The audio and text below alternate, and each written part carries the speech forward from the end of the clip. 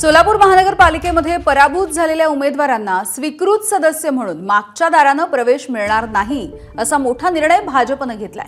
पक्षासाठी त्याग केलेल्यांना किंवा शहरासाठी विकासाची नवी दृष्टी असलेल्यांनाच स्वीकृत सदस्य म्हणून संधी मिळेल। भाजपचे शहराध्यक्ष रोहिणी तळवडकर यांनी ही माहिती दिलेली आहे। सोलापूर महानगरपालिकेमध्ये भाजपला 102 पैकी 87 जागांवरती यश मिळालं, त्यामुळे जवळपास 9 जणांना स्वीकृत सदस्य म्हणून संधी देखील दिली जाणार आहे। स्वीकृत सदस्य होण्यासाठी भाजपकडे मोठ्या प्रमाणावरती ओढा आहे। पराभूत उमेदवारांनी स्वीकृत सदस्यत्वासाठी मोठ्या प्रमाणावरती मागणी देखील केली आहे, मात्र भाजपने पक्षाची भूमिका स्पष्ट केली। पार्टीची पॉलिसी अशी ठरलेली आहे भारतीय जनता पार्टीची की ज्यांना आपण नगरसेवक पदासाठी उमेदवारी दिलेली होती, दुर्दैवाने त्यांचा पराभव झालेला आहे, त्यांना पुन्हा स्वीकृत नगरसेवक म्हणून घ्यायचं नाही अशा प्रकारचा निर्णय पार्टीने घेतलेला आहे।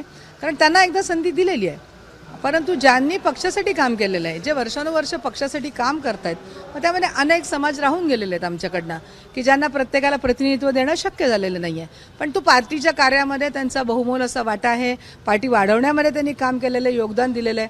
अशांचा विचार स्वीकृत नगरसेवक पदासाठी नक्की भारतीय जनता पार्टी म्हणून आमचे प्रदेश अध्यक्ष, इथले आमचे पालकमंत्री आणि संघटना म्हणून आम्ही करत आहोत। एबीपी माझा, उघडा डोळे बघा नीट।